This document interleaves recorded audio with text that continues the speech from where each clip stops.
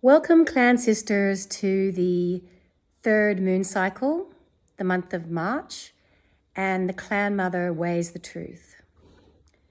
The protectress of the meek weighs the truth for all to see, divine law seeking balance, setting the spirit free. And here amid the chaos of earthly trials she stands, ready to issue justice, compassion in her hands.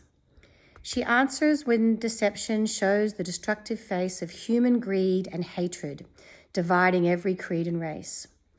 Keeper of great mysteries, laws, whose guiding ways we seek, may we accept the oneness of the truths we hear you speak. Weighs the Truth is the clan mother of the third moon cycle, who teaches divine law. She is the fair judge of human rights, the keeper of equality and the guardian of justice. She does not judge our actions by bestowing punishment, but rather teaches us the principles of divine law. The actions we take are based on our decisions. If we decide to hurt another consciously, we have also made the decision unconsciously to receive the lessons connected to harming another. Weighs the Truth teaches us that we are the ones who, in finding and accepting the truth of our actions, must decide what we will learn in order to make amends for following that crooked trail. This keeper of justice sees all sides of every situation with clarity and cannot be fooled by half-truths or lies. As the guardian of the underdog, she is not swayed by personal opinion, obliterates the illusion of class distinction, hierarchy, wealth, supposed power, or popularity. She demands that justice and equality be applied to every life form in creation. By observing the obvious in every situation, this clan mother levels the ideas of self-importance that keep human egos out of balance. She instructs us by showing us her own humility, allowing us to see our ignorance. Weighs the Truth teaches us that taking on additional responsibilities is important in developing our self-determination. This clan mother understands the idea of weighing all sides of any situation in order to determine the truth.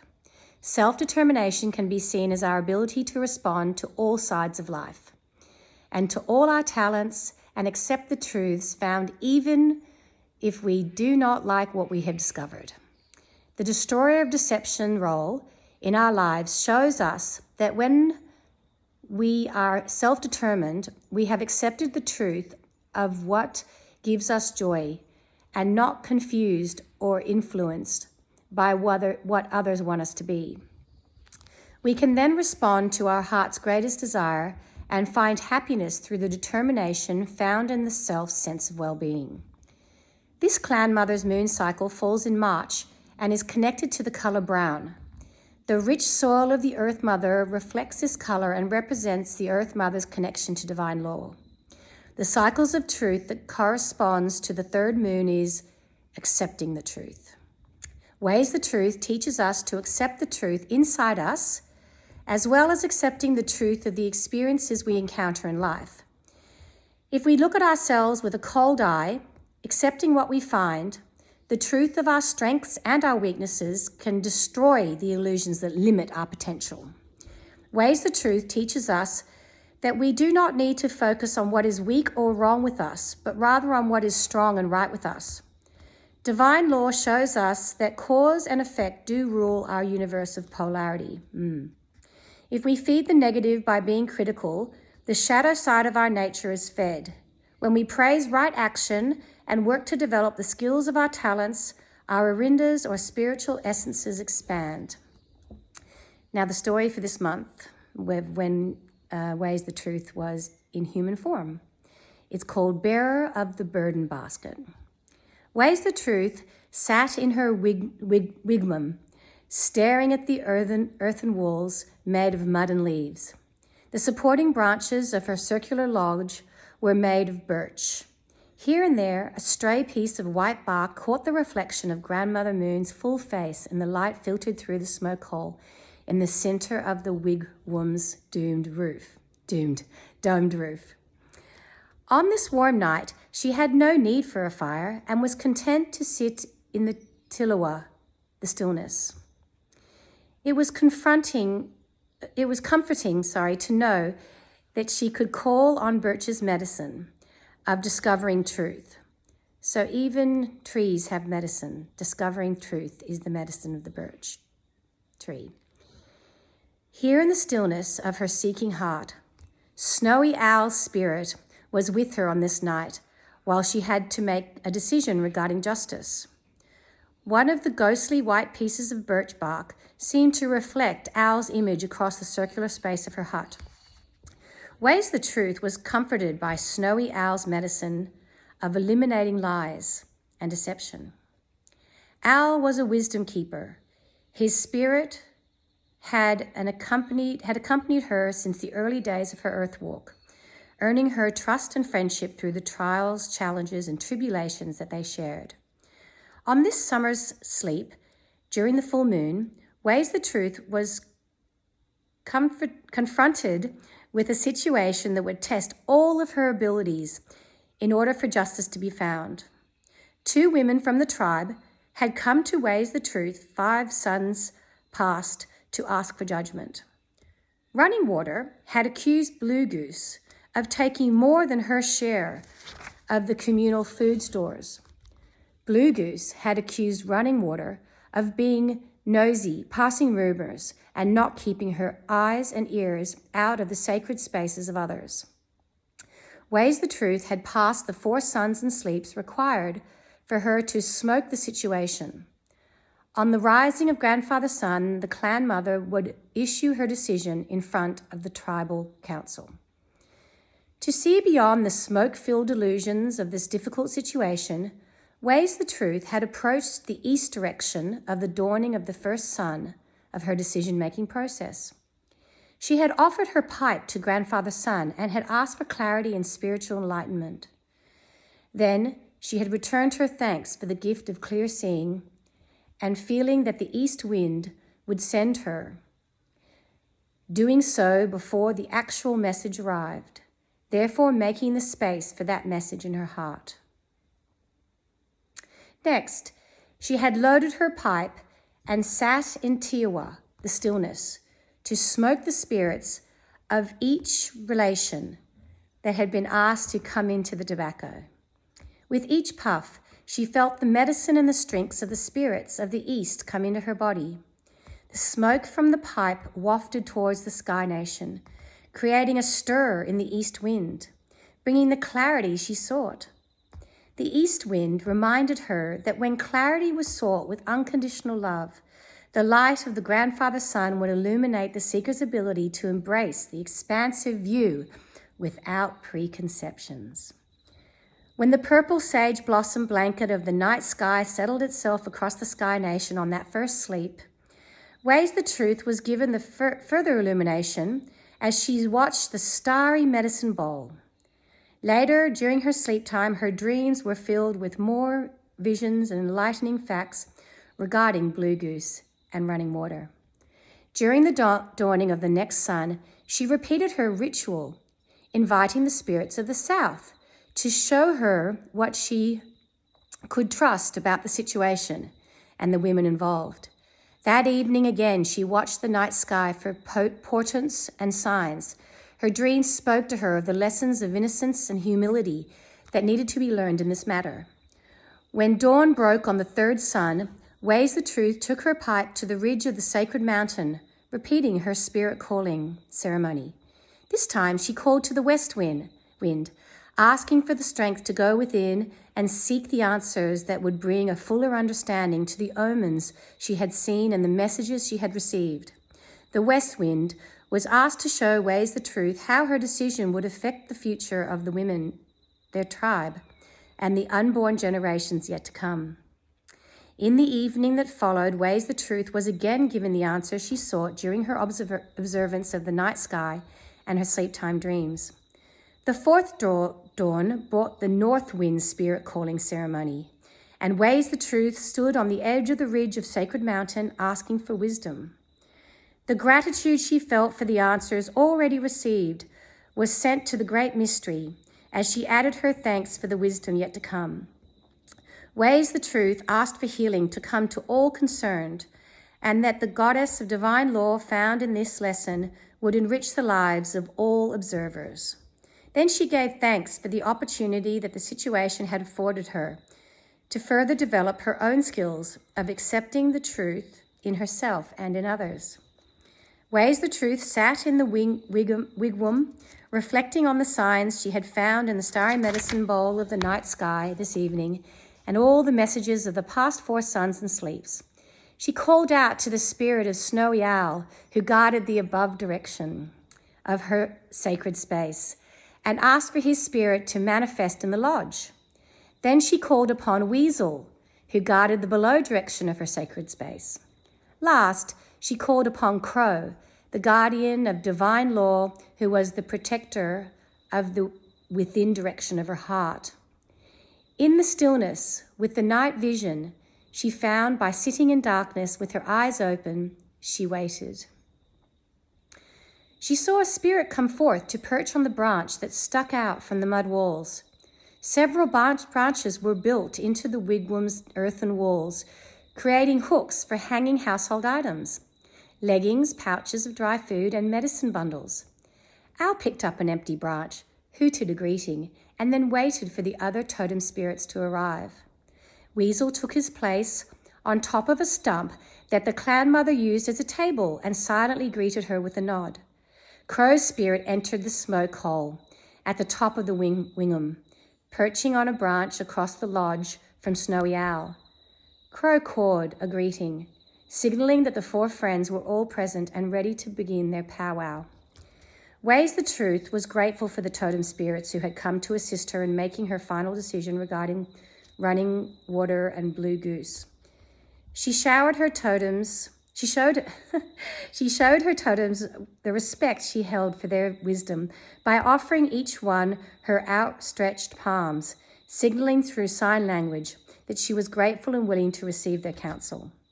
Crow began by reminding all present that divine law was the balance found in every natural part of the great mysteries creation, and not in the laws made by humankind. Together, these 4 friends would have to find the answers that would preserve the justice of divine law, as well as the fairness that would bring balance to the lives of all concerned. Crow asked Weasel to ferret out the truth of all concerned.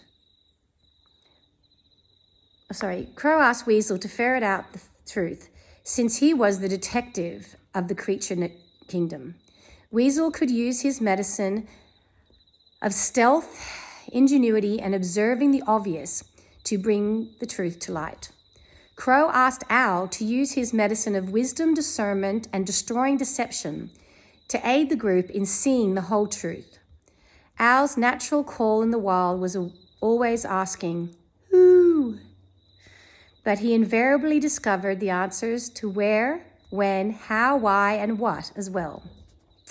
Snowy Owl was able to find answers to all of those questions because he could easily spot the difference among a truth, a half-truth, and a lie. Time passed as the 4 friends considered a puzzling question of how justice would best be served. Weighs the Truth's totem spirits stole into the darkness where all of the facts had been reviewed, allowing her to once again sit in the stillness. She had positioned her body like a great lizard called Crocodile in order to tap into his medicine of digesting and assimilating the truth. Like the great lizards of the rivers, she took her meal of thoughts below the waters of her personal feelings and ingested each morsel of truth in order to integrate all that she had learned. As the clan mother rested on her belly in her sleeping robes, she sent her spiritual umbilical cord from her navel deep into the Earth Mother's body. The fibers of light that comprised the umbilical cord sent streams of warmth into her body from deep within the earth, while she dreamed of various solutions. In her dream, she rode the back of a black and white striped pony called Zebra. Zebra reminded her of this medicine that nothing was final or absolute in the natural world. Nothing was just light or dark, black or white.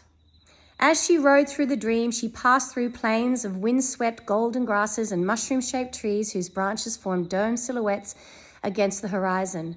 Faster and faster she rode through the dreamscape until the stripes of the zebra's body blurred into a mass of radiant light, melding with her own hair, which blew freely in the wind, and her body, which had become a living extension of the galloping form of her four-legged companion. Suddenly, the dreamscape changed, and the two found themselves in another setting. Zebra came to a halt in front of a fern-filled grotto, where clean, pure water tumbled over a limestone shelf into a clear pool below.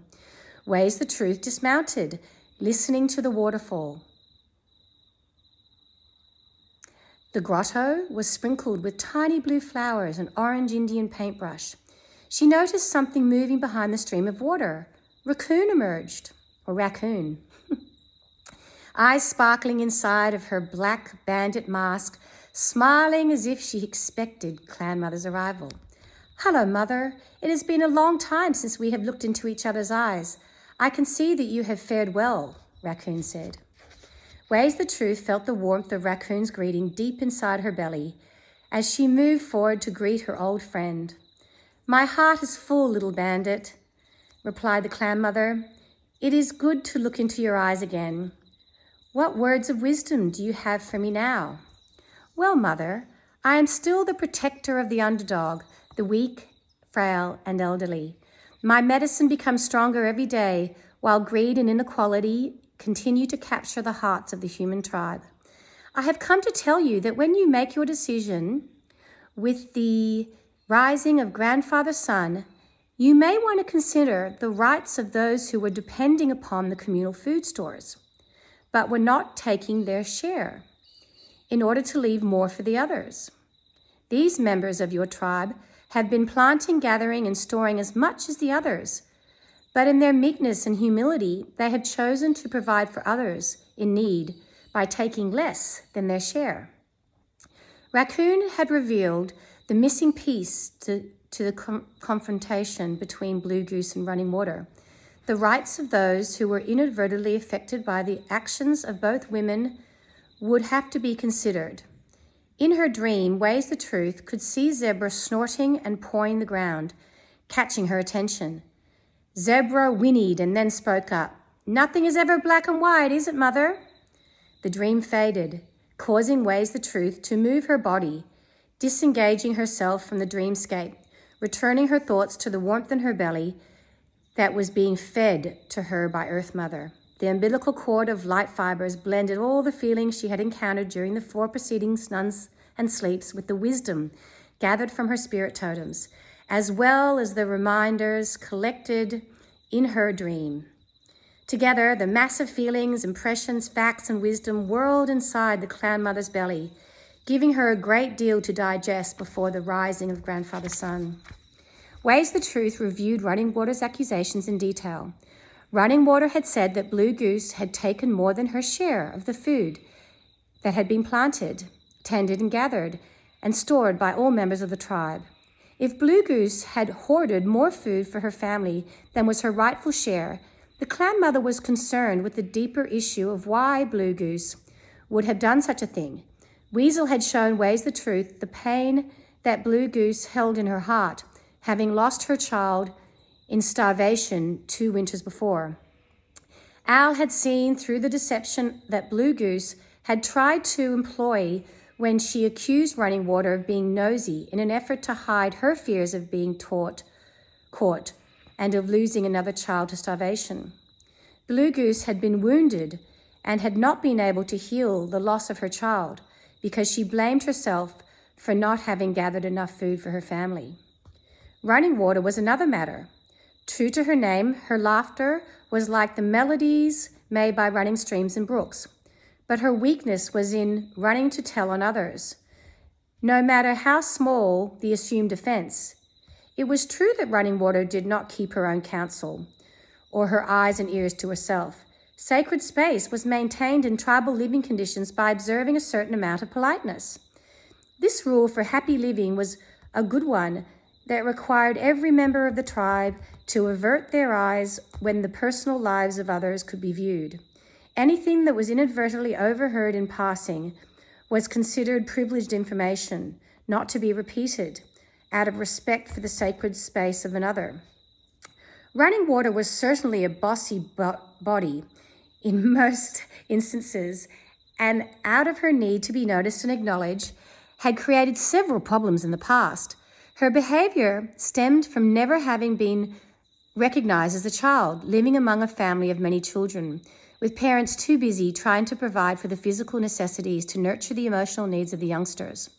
During her childhood, Running Water had developed a tattletale personality, finding that she could get attention if she behaved herself and used a self-righteous attitude to point out the offenses of others.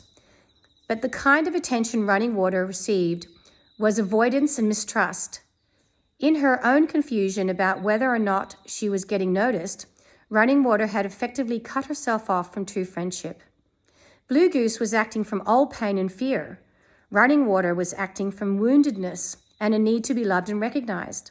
Each woman sat on one side of the great smoking mirror, projecting what each supposed was the truth into the smoke-filled illusion that could confound the most astute observer. Ways the Truth took the nurturance she needed from the spiritual umbilical cord she had sent from her navel into the Earth Mother's body and let go of the problem, sleeping until dawn. Just before midday, Ways the Truth changed her buckskins and donned her regalia. The doe skin of her regalia had been tanned and then worked with charcoal and tallow, produced a blackened hides from which she had fashioned the dress, leggings, and moccasins. The Clan Mother reached behind the mud-fashioned shelf of her wigwam and brought forth a special bundle. Carefully, she unwrapped the crow mask that she had carved so long ago and looked into its face. Each black feather on the crow mask had been affixed with the glue that Ways Truth had made from the hooves of buffalo, slivered and boiled in water. She had spent 2 moons in the creative process and was pleased with the results even now. So many winters later, the bill on the mask was yellow, symbolizing the divine law was dispensed with unconditional love, like the yellow of the grandfather sun. The eyes on the mask were red, representing the faith held by the keeper of divine law. She knew that accepting the truth was an act of humility.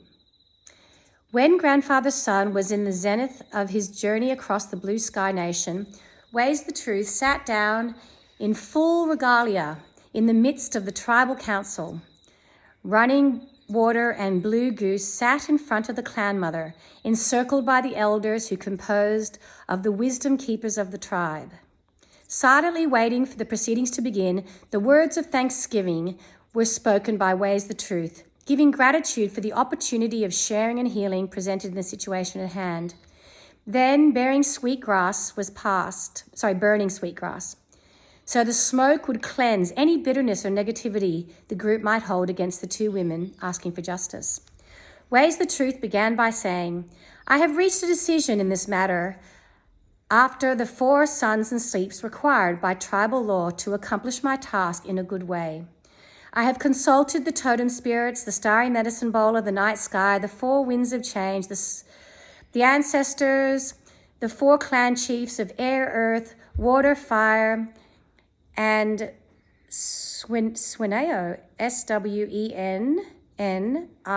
Swenio, the great mystery. I have been fed by the Mother Earth and blessed by Sky Father. I have seen the hearts of these 2 women and found the solution I feel is necessary by bringing healing and balance back to our tribe." Blue Goose. Blue Goose took more than her share of our food stores because she was afraid of losing another child to starvation. She carries the self-blame of a mother who felt helpless when death took her baby. Although she was driven by shame and fear, this was a selfish behavior that did not consider the rights of those who worked equally hard to create the winter stores that we all depend on. For Blue Goose to walk the beauty way again, she must return the extra portion she took. Then she must go to the woods and gather double the amount she secretly pilfered from our tribal stores. The berries, wild tubers, nuts, and greens that she gathers are to be equally distributed to every family who lost a loved one to hunger in the last starving moon.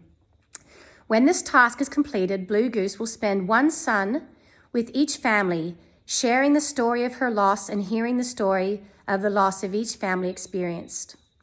During the next 13 moons, Blue Goose will care for different children who lost parents to starvation. During each moon cycle, she must treat as her own each child that she tends. Running Water. Running Water spoke out of turn when she tattled on Blue Goose, not respecting the natural right of each tribal member to determine for himself or herself what is correct behavior based on his or her sacred point of view. Running Water is to accompany Blue Goose as a silent companion, assisting her in gathering and when she visits each grieving family. Running Water is not allowed to speak during the time she assists Blue Goose, nor is she ever to speak of what she heard or saw at any time in the future. For the next 13 moons, Running Water will not speak at all. Wow. She will listen. She will assist Medicine Woman and me during healing and counseling sessions, but she is forbidden to speak of anything she sees or hears at any time in the future. Both women will reappear before this council in 13 moons. Da-na-ho, it is decided. The 13 moons passed quickly and the tribal council convened again. Ways the Truth sat in her crow regalia in the center of the circle, asking Blue Goose to speak of what she had learned on her healing journey.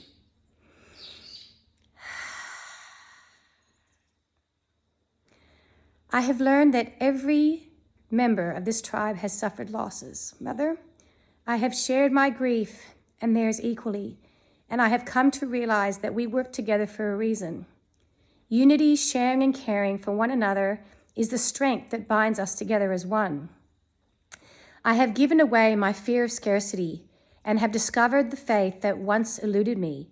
I am no longer afraid of growing old alone if my children die, traveling to the spirit world. I have made peace with myself and no longer carry the blame or shame that clouded my understanding. I have extended my family beyond the boundaries of blood kin and have loved every child who needed me. Through their losses of relatives, each grieving adult and child has shared with me a common bond that was created by setting aside our sorrows, finding the joy, comfort, and understanding of each other's company. Ways the Truth thanked Blue Goose and asked Running Water to speak of the lessons she had learned during the past 13 moons. Running Water had not spoken since the last time she faced this tribal council, and her discomfort was apparent. She struggled to get a raspy word to escape her throat in vain. A few moments passed as she tried again, finally finding her voice.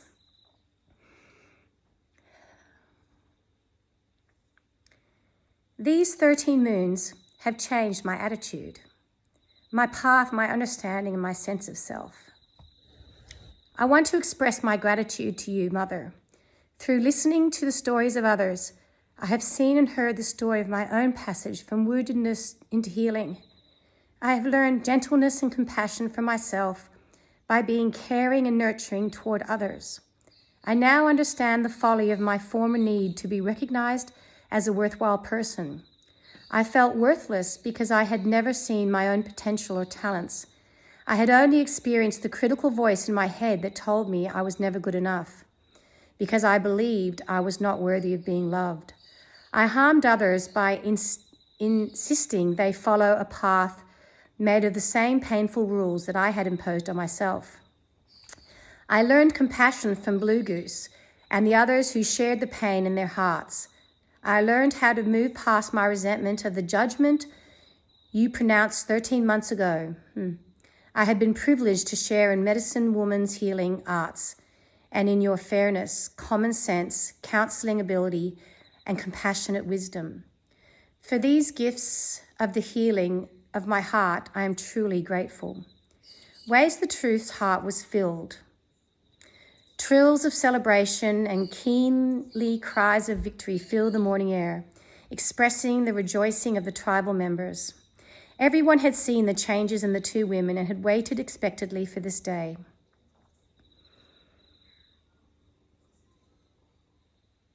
The Beauty Way had been restored to the tribe without unjust punishment or decisions that could have split them apart. The balance of divine law had been served. Each woman had accepted the truth of her actions, finding ways to support and heal the old pain that had created those crooked trails. Life was good, and the abundance followed in this caring tribal family that was in balance again. Ways the Truth saw that Running Water and Blue Goose had learned the value of the sisterhood in coming together in diversity. Both women had been forced by their own actions to rely on the other, to see their similarities and go beyond their judgments to find a common bond. From that understanding, a friendship had sprung, making sisters of the former enemies. Running Water had discovered the first true friendship of her life, and Blue Goose had healed her fear of abandonment. Ways the Truth sent gratitude to Swineo, which was that divine direction that I spoke of earlier. Oh, there it is, the great mystery. For the lessons she had learned about being the bearer of the burden basket. The clan mother no longer felt burdened by her role of dispensing justice. She realized that every two-legged carries the burden of being responsible for his or her own actions. To grow, every human being picks the lessons he or she needs to learn. Adding the experiences to the burden basket he or she carries on his or her earth walk. The responsibility of accepting the truth of those lessons is left to the individual, determining whether that person feels encumbered or freed by the experiences. From that sun, Ways the Truth would always be reminded that Crow holds a call, that rides in the winds to all nations. Crow says, divine law will bring life abundant to all our relations if we feed our goodness and starve the shadow that is fed by old pain. Only then will humankind accept the truth, understanding that the great mystery created all two-leggeds to walk in beauty as living vessels of love.